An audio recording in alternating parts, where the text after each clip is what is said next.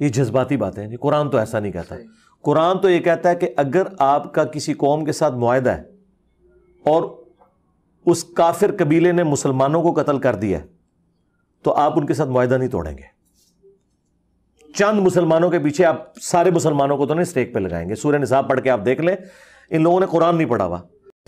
قرآن تو یہ کہتا ہے کہ اگر آپ کا کسی قوم کے ساتھ معاہدہ ہے اور اس کافر قبیلے نے مسلمانوں کو قتل کر دیا ہے تو آپ ان کے ساتھ معاہدہ نہیں توڑیں گے۔ جو قرآن مسلمانوں کے پاس ہے اس میں تو ایسی کوئی بات نہیں ہے کہ جن کافروں کے ساتھ معاہدہ ہے اگر وہ مسلمانوں کو قتل بھی کر دیں تو بھی ہم معاہدہ نہیں توڑیں گے۔ یہ بات اس قرآن میں تو نہیں ہے جو مسلمانوں کے پاس ہے۔ تو مرزا بتائے کہ یہ بات کس قرآن میں ہے۔ پھر مرزے کا یہ کہنا کہ چند مسلمانوں کے پیچھے سارے مسلمانوں کو سٹیک پہ نہیں لگائیں گے، مرزا ذرا یہ بتا دے کہ صلح حدیبیہ کیوں ٹوٹی تھی اور فتح مکہ کا سبب کیا بنا تھا۔ اگر مرزا باقی کتابیں نہیں پڑھ سکتا تو ویکیپیڈیا ہی پڑھ لے جو مرزے کے نزدیک اتھینٹک ذریعہ ہے معلومات کا۔ فتح مکہ کے عنوان کے تحت ہی ویکیپیڈیا پر آپ کو یہ بات مل جائے گی کہ کافروں نے چند مسلمانوں کو قتل کیا تھا جس کی وجہ سے صلح حدیبیہ والا معاہدہ ٹوٹ گیا تھا اور فتح مکہ کا واقعہ پیش آیا۔ بہرحال مرزا قرآن کے حوالے سے جو بات کر رہا ہے اور سورہ نساء کا حوالہ بھی دیا ہے، تو مسلمانوں کے پاس جو قرآن ہے اس میں جو سورہ نساء ہے اس میں تو یہ بات کہیں نہیں ہے، بلکہ پورے قرآن میں یہ بات کہیں نہیں ہے۔ مرزا بتائے یہ بات کس قرآن میں ہے۔ پھر ساتھ ہی مرزے نے ایک جملہ بولا کہ مولوی قرآن نہیں پڑھتے، تو مسلمانوں کے پاس جو قرآن ہے اس میں تو یہ بات نہیں ہے۔ کسی اور قرآن کے اندر اگر یہ بات ہے تو مولوی واقعی وہ قرآن نہیں پڑھتے۔ ناظرین اندازہ کریں کہ مرزا واضح طور پر قرآن کریم پر جھوٹ بول رہا ہے اور ساتھ ہی طنز کر رہا ہے کہ مولوی قرآن نہیں پڑھتے۔ مرزے کی اس حالت کو ہم مرزے کے ہی الفاظ میں آپ کے سامنے بیان کر دیتے ہیں۔ ان کو یار اے ذرا 10 قرآن دی کتنے لکھے آئی تو ٹائم قیامت تک کی کڈ اپنی طرف سے بنائی ہوئی چیزیں، یعنی ایک غریب او تو بدتمیز، ایک جاہل او تو کانفیڈنس لیول آسمانہ تے ہے، یعنی جہالت کے باوجود کانفیڈنس لیول ہے۔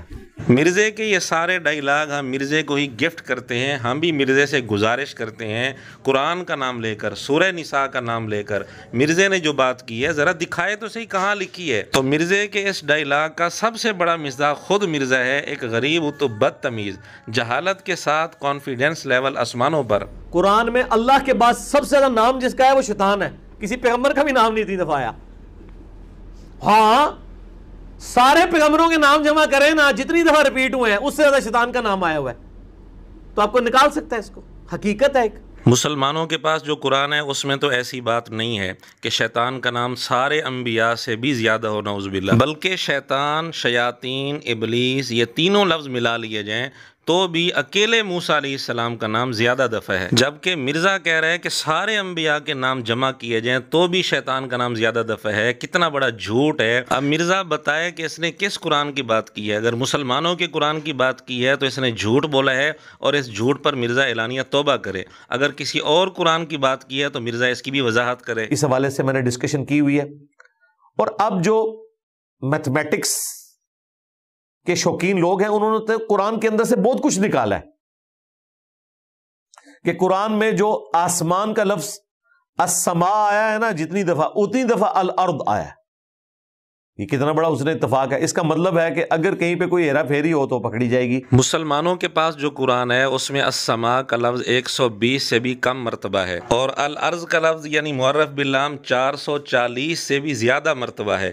اتنا زیادہ فرق ہے دونوں کی تعداد میں، بلکہ سماء اور سماوات یعنی مفرد اور جمع دونوں کو ملا لیا جائے، جس شکل میں بھی قرآن کریم میں موجود ہیں وہ سارے جمع کر لیے جائیں تو بھی عرض کا لفظ قرآن کریم میں زیادہ دفعہ ہے۔ بہرحال جو بات مرزا کر رہا ہے وہ مسلمانوں کے قرآن میں تو ہے نہیں۔ اب مرزا بتائے کس قرآن میں ہے۔